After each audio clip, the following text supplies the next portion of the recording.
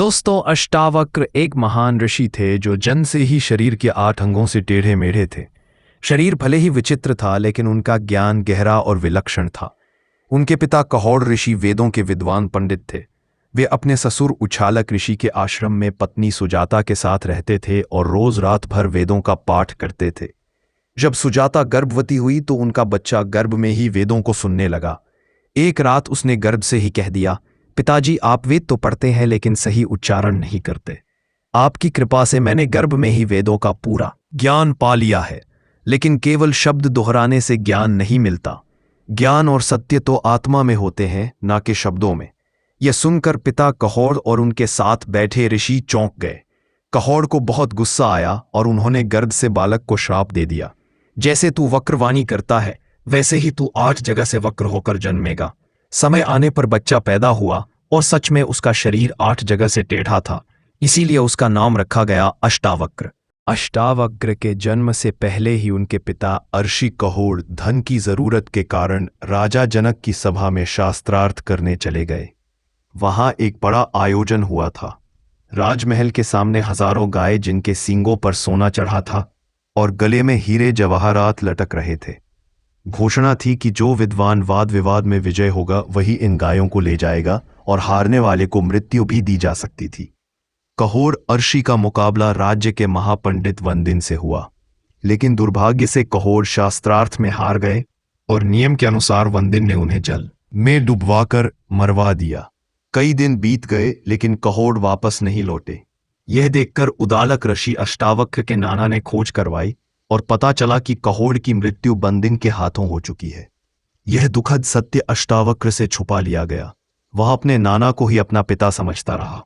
12 साल बीत गए। अष्टावक्र ने न केवल गर्भ में ज्ञान पाया था, बल्कि आश्रम में भी लगातार पढ़ाई करके वह एक महान विद्वान बन चुका था। 12 वर्षों के गहन अध्ययन के बाद अष्टावक्र अत्यंत बुद्धिमान हो चुका था। उसकी बुद्धि को लोग ब्रह्मा के समान मानते थे। एक दिन अचानक उन्हें सच का पता चला कि जिसे वह अपना पिता समझता था वह तो उसके नाना है, और उसके सच्चे पिता कहोड़ ऋषि वंदिन के हाथों शास्त्रार्थ में हार कर जल में डुबो दिए गए थे। यह जानकर अष्टावक्र का दिल टूट गया। उसने तुरंत मां से कहा, मां, मुझे आज्ञा दो, मैं अभी जाकर उस बंदिन को हराकर पिता का सम्मान वापस लाऊंगा। मां ने बहुत समझाया, तू अभी बच्चा है बेटा, वहां तुझे हार या अपमान का सामना करना पड़ सकता है। लेकिन अष्टावक्र डिगा नहीं। उसने कहा, शरीर चाहे जैसा हो पर ज्ञान की शक्ति में कोई बाधा नहीं है। अंततः वह अपने मामा श्वेतकेतु को साथ लेकर राजा जनक की नगरी की ओर चल पड़ा, जहां उस समय महायज्ञ का आयोजन चल रहा था। देश भर से बड़े बड़े विद्वान वहां पहुंचे थे। राजमहल पहुंचकर अष्टावक्र ने भीतर जाने की कोशिश की, लेकिन द्वारपाल ने रोक दिया। बालकों को अंदर जाने की अनुमति नहीं है। उसने सख्ती से कहा, केवल वृद्ध और चतुर ब्राह्मण ही अंदर जा सकते हैं। तब अष्टावक्र ने बड़ी गंभीरता से कहा, क्या सिर के सफेद बाल ही वृद्ध होने का प्रमाण है? जो ज्ञान में पूर्ण हो वही वास्तव में महापुरुष होता है, चाहे वह बालक ही क्यों ना हो। हम यहां तुम्हारे राज पंडित वंदिन से शास्त्रार्थ करने आए हैं और उसे परास्त करके दिखाएंगे। द्वारपाल उनकी वाणी सुनकर चकित रह गया और उन्हें सभा में प्रवेश दे दिया। अष्टावक्र सभा में पहुंचा। राजा जनक और सारे विद्वान पंडित वहां उपस्थित थे। जब लोगों ने देखा कि यह बालक 8 जगह से टेढ़ा है, उसका चलना भी अजीब है, तो पूरी सभा हंसी से भर गई। हर कोई उसका मजाक उड़ाने लगा, पर अष्टावक्र भी मुस्कुराया, खिलखिलाकर हंस पड़ा। राजा जनक को आश्चर्य हुआ। उन्होंने पूछा, बालक, सब तो तुझे देखकर हंस रहे हैं, पर तू क्यों हंस रहा है? 12 साल का अष्टावक्र गंभीर स्वर में बोला, राजन, मैं इस सभा पर हंस रहा हूं जिसमें ज्ञानियों की जगह चमड़े के व्यापारी बैठे हैं। सभा में एकदम सन्नाटा छा गया। सारे पंडित शर्मिंदा, कुछ क्रोधित हो गए। राजा जनक ने फिर पूछा, धृष्ट बालक, तू कहना क्या चाहता है? अष्टावक्र ने बिल्कुल शांत भाव से उत्तर दिया, राजन, बात सीधी है। यह लोग मेरे टेढ़े शरीर को देख रहे हैं, मेरी आत्मा को नहीं। मंदिर टेढ़ा हो तो क्या आकाश भी टेढ़ा हो जाता है? घड़ा फूट जाए तो क्या पानी भी फूट जाता है? नहीं ना। मैं शरीर नहीं हूं, मैं आत्मा हूं। कृपा करके मेरी आत्मा को देखिए, ना कि मेरी देह को। उसके ज्ञान से भरे शब्दों ने सभा के सारे विद्वानों को हिलाकर रख दिया। वे चुप हो गए, लज्जित हो गए और अपने अहंकार पर पछताने लगे। अष्टावक्र ने सीधे राजा जनक की ओर देखा और कहा, हे राजन, अब मैं उस पंडित वंदिन से मिलना चाहता हूँ जो आपकी सभा में सबसे बड़ा माना जाता है और जिसने मेरे पिता को हराकर डुबो दिया था। मैं उससे अद्वैत ब्रह्म ज्ञान पर शास्त्रार्थ करने आया हूँ। राजा जनक चौंके। उन्होंने अष्टावक्र को देखकर कहा, बालक तू बहुत छोटा है। वंदिन बहुत चतुर और तेज है। वह अनेक ऋषियों को पराजित कर चुका है। कहीं तू भी पराजित ना हो जाए। लेकिन अष्टावक्र ने विनम्र परंतु दृढ़ स्वर में उत्तर दिया, राजन, मेरा आकार छोटा है लेकिन विचार और ज्ञान विशाल है। मैं पीछे नहीं हटूंगा। राजा जनक को अब लगने लगा कि यह बालक सामान्य नहीं बल्कि असाधारण प्रतिभा का धनी है। उन्होंने अष्टावक्र की बुद्धि की परीक्षा लेने का निर्णय लिया। जनक ने अष्टावक्र से कठिनतम प्रश्न पूछे पर अष्टावक्र ने तुरंत ही उसके उत्तर दे दिए। राजा जनक अष्टावक्र की तुरंत और सटीक उत्तरों से बहुत प्रसन्न हुए। वह बोले, हे ब्राह्मण पुत्र, तुम्हारा शरीर भले ही बालक का हो पर ज्ञान में तुम निश्चित ही वृद्धों से बढ़कर हो। अब मुझे पूरा विश्वास है तुम वंदिन से शास्त्रार्थ के योग्य हो। राजा ने आदरपूर्वक कहा, जाओ सभा में प्रवेश करो। वंदिन वहां है। अब तुम्हारा शास्त्रार्थ प्रारंभ हो।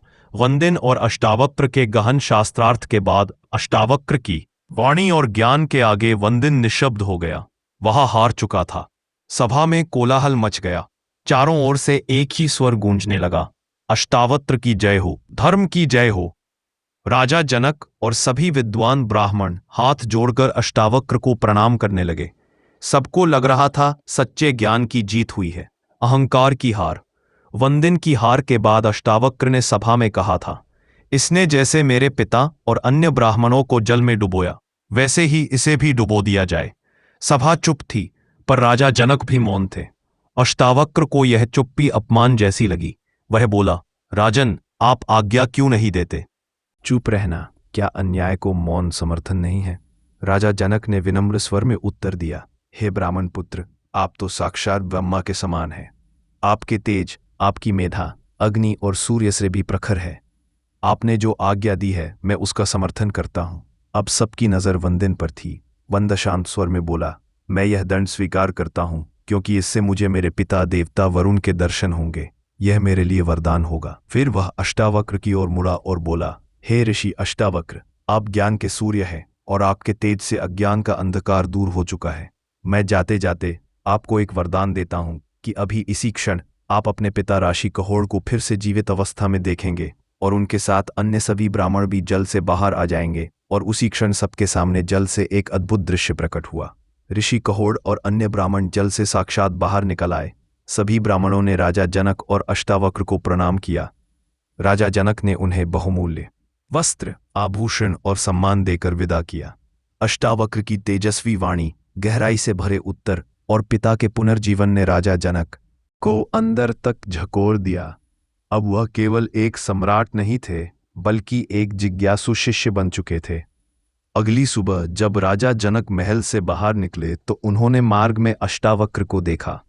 घोड़े से उतरकर राजा जनक ने साष्टांग प्रणाम किया और कहा, महामुनि, कृपया मुझे वह ज्ञान दीजिए जो मृत्यु से परे है, जो आत्मा को जानने वाला है, जो जन्म और मरण के बंधनों से मुक्ति दिलाता है। राजमहल को विशेष रूप से सजाया गया। अष्टावक्र के लिए उच्च सिंहासन लगाया गया। 12 वर्ष का वह बालक अब गुरु की आसंदी पर बैठा था। जनक ने हाथ जोड़कर कहा, हे ऋषिवर, आत्मा क्या है? यह बंधन क्या है? मुक्ति क्या है? तब अष्टावक्र ने कहा, राजन, जब तक तुम स्वयं को शरीर मानते हो तुम संसार में बंधे हो, लेकिन जब तुम जान लेते हो कि मैं केवल साक्षी हूं, ना करता ना भोगता, तभी मुक्ति का द्वार खुलता है। आत्मा शुद्ध, शांत, अचल, अजर और अमर है।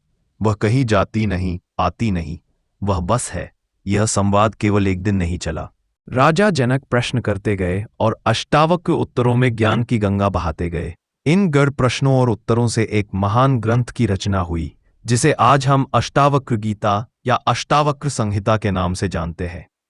ऐसे ही कथा के लिए हमारे वीडियो को लाइक करें, चैनल को सब्सक्राइब करें।